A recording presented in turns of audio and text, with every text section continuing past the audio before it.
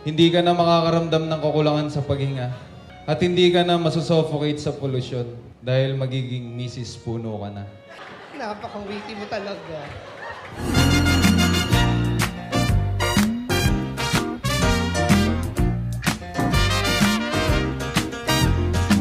This will be an everlasting love. This will be the one I've waited for. This will be the first time anyone has loved me. Oh, I'm so glad he found me in time, and I'm so glad that he rectified my mind. This will be an everlasting love for me.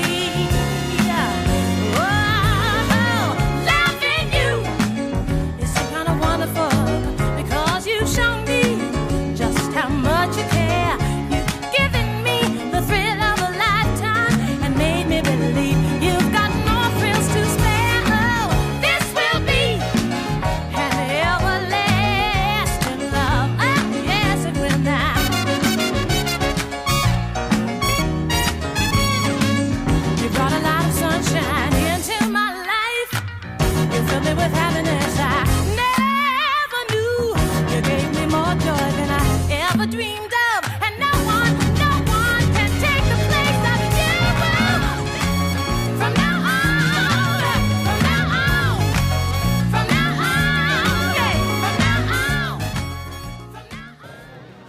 Charmaine Gail Bondok Samaniego, Puno. I vow to never give up on us even when miles apart because no distance is too far when it comes to loving you. Kahit malayo tayo sa isa't isa, I will always find a way to make you feel loved and special. We've built something so beautiful despite the distance. And now, we're finally vision together. Nothing will tear us apart. Sa lahat ng pagsubok at sa lahat ng hirap na pinagdaanan natin, I promise to be by your side no matter what.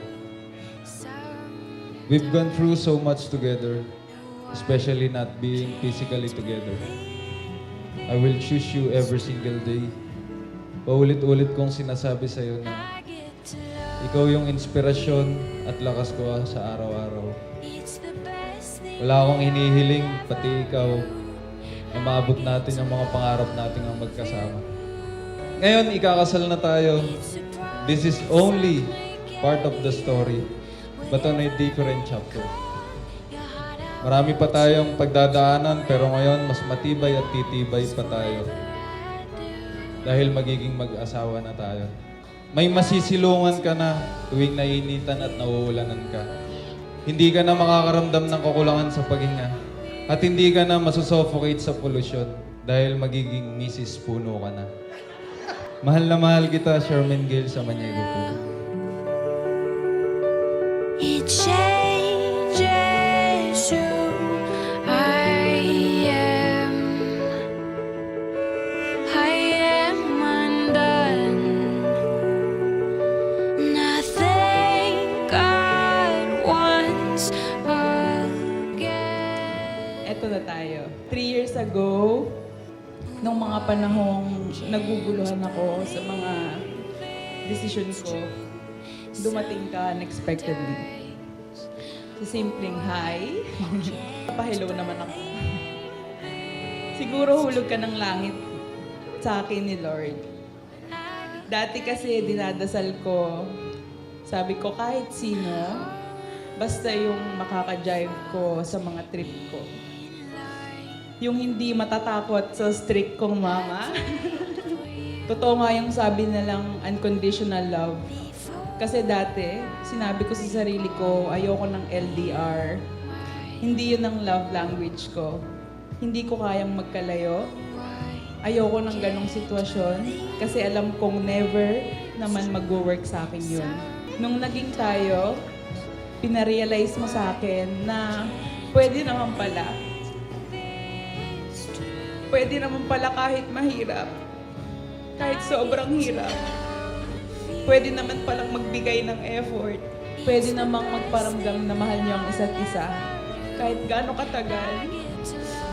kahit gaano kalayo. Madami kang bagay na sinakripisyo, binago, at inadjust para lang sa akin. Maraming salamat dahil araw-araw mo akong nire-remind na wala akong dapat ipag-alala. Na magiging okay ang lahat. Na magkalayo lang tayo pero walang nagbabago. At mas lumalalim pa tayo.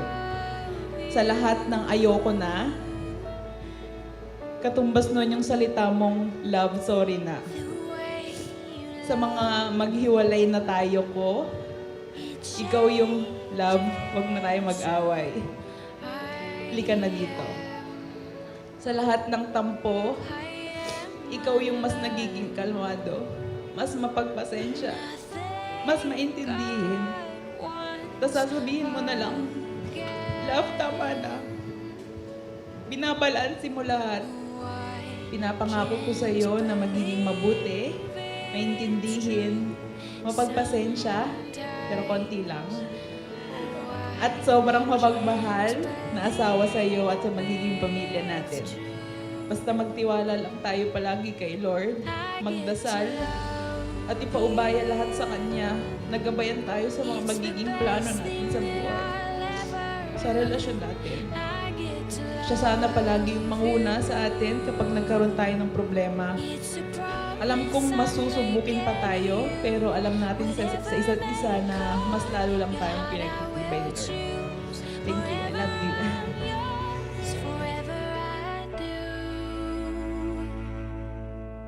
I get to love you. I get to love you. I get to love you. I get to love you. And they say love is a journey. I promise that I'll never leave. When it's too heavy to carry, remember this moment with me. I get to love you. I get to love you. I get to love